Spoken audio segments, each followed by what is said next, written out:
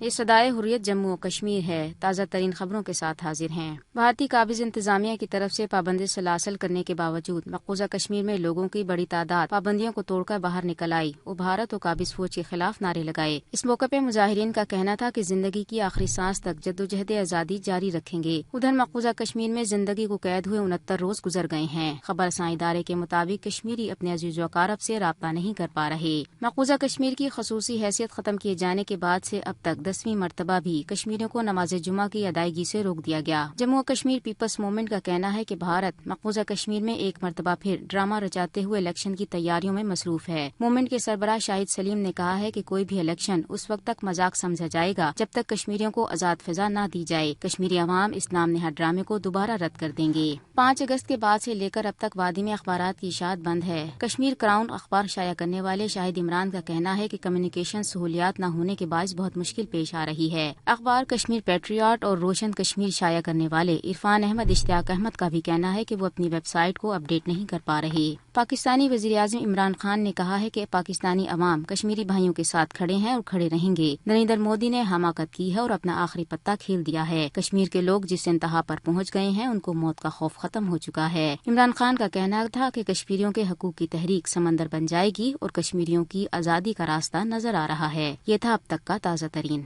وزیراعظم پاکستان جناب عمران خان نے گزشتہ روز کشمیریوں سے اظہار یکجہتی کے موقع پر جہاں عالمی میڈیا سے شکوہ کرتے ہوئے کہا کہ مقبوضہ کشمیر میں بھارتی لاک ڈاؤن سے پیدا ہونے والے انسانی بحران کا تقاضا ہے کہ عالمی میڈیا پہلے سے زیادہ مؤثر انداز میں مقبوضہ کشمیر کی سنگین صورتحال کی عکاسی کرے۔ وہاں وزیراعظم پاکستان نے کشمیریوں کو ایک بار پھر یہ یقین دلایا کہ پوری پاکستانی قوم آپ کے ساتھ ہے۔ وزیراعظم پاکستان نے مزید کیا کہا، سماعت فرمائیے۔ ہم کوشش کر رہے ہیں اور انشاءاللہ پوری طرح کوشش کرتے رہیں گے کشمیر کے لوگوں کے لیے۔ پاکستانی قوم کشمیر کے لوگوں کے ساتھ کھڑی ہے اور میرا یہ ایمان ہے انشاءاللہ یہ جو نریندر مودی نے اتنی بڑی حماقت کر دی ہے، اپنا آخری پتہ کھیل دیا ہے، اس کے بعد یہ سمجھتا ہے کہ کشمیر کے لوگ بھیڑ بکریوں کی طرح آرام سے مان جائیں گے کہ جی کیونکہ ہندوستان نے اپنا آئین بدل دیا ہے غیر قانونی طور پہ تو کشمیر کے لوگ بھی مان جائیں گے۔ کشمیر کے لوگ جس سطح پہ پہنچ گئے ہیں،